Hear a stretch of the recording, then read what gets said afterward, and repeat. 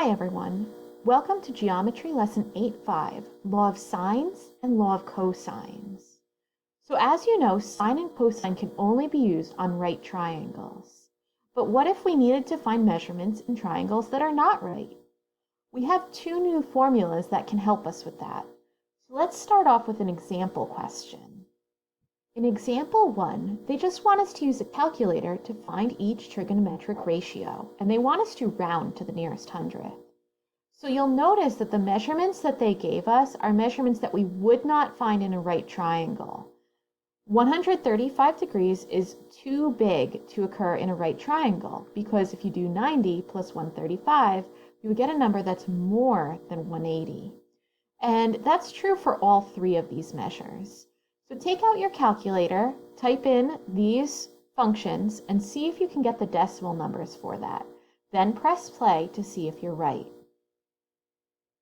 So when I did the sine of 135 degrees, I got approximately 0.7071. But they said to round it to the hundredths place, which would round to 0.71. The hundredths place is the second number after the decimal. For the tangent of 98 degrees, I got negative 7.12 if I round properly. And for the cosine of 108, I got negative 0.31 if I rounded that properly. So it's time for you to try it with a check it out question. Check it out number 1 says, use a calculator to find each trigonometric ratio, round to the nearest hundredth. So on a response page, write down the answers to A, tangent of 175 degrees, B, cosine of 92 degrees, and C, sine of 160 degrees. Then press play to see what's next. So we're going to start out by talking about the law of sines. It's allowed to be used on any triangle, not just right triangles. Now the formula I gave is a proportion. The sine of A over side A equals the sine of B over side B.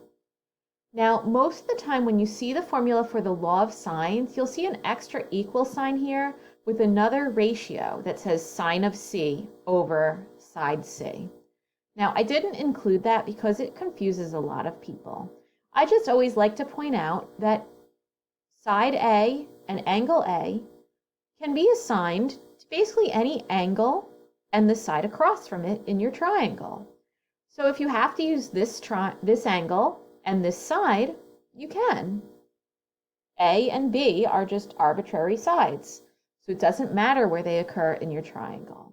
The important thing is that angle B is across from side B, and angle A is across from side A. That's the important thing, okay? Now, the question is, when would you use this? And you have to use it either when you're given two sides and one of the angles across from one of those sides. So we often call that side-side angle. Or if you know two angles and one of the sides across from one of those angles. So for example, if I knew angle A and angle B, and maybe I knew side B as well. Okay, so you can use it in angle, side angle situations.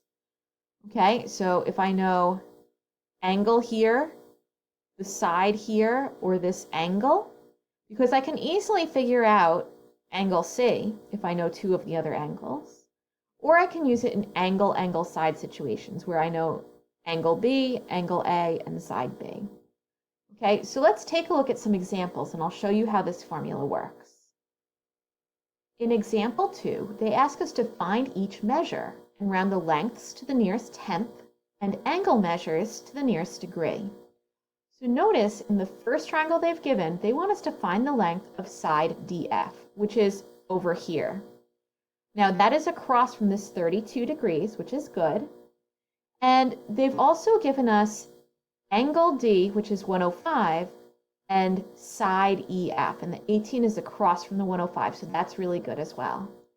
So why don't you see if you can set up the formula properly, and then press play to see if you're right. So what I did is I did the sine of angle D over side EF. And I did that because angle D over here is across from side EF. And then I took the numbers and put them in. Then I did the sine of E over DF because DF is across from angle E. And then I took the numbers that I had and I put them in. Now I'm going to solve using a cross product. So I'll do 18 times the sine of 32 equals DF times the sine of 105. And then I'll divide to get DF alone. Now, one of the important things when you're doing this is not to actually calculate anything until you've solved for your final measurement, and then type everything into your calculator at once. And I'll show you what that looks like. So I have my cross product here. And now when I solved, I divided by the sine of 105. So in my calculator, I typed in 18 times the sine of 32. I closed the parentheses on the 32. And then I hit divided by the sine of 105. And you can close the parentheses on that. And if you hit equal, you'll get 9.9. Now it said to round the lengths to the nearest tenth. Okay, so this is rounded right here. And the tenths place is the first number after the decimal. Let's take a look at another example. In this example, they want us to find the measurement of angle S, which is right here. So notice angle S is across from this 5, and angle T is given, and it's across from this 7.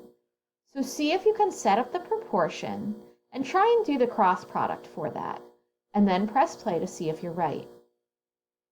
So in my proportion, I did the sine of T over RS, because that's the angle that's across from RS, and I put in the numbers I had.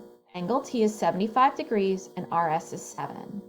Then I did the sine of S over side RT, and I put in the 5 for RT. Now I don't know angle S, so I can't solve for it right now.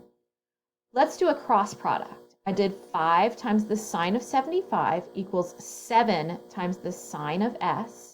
And then I divided by 7 on both sides to get this.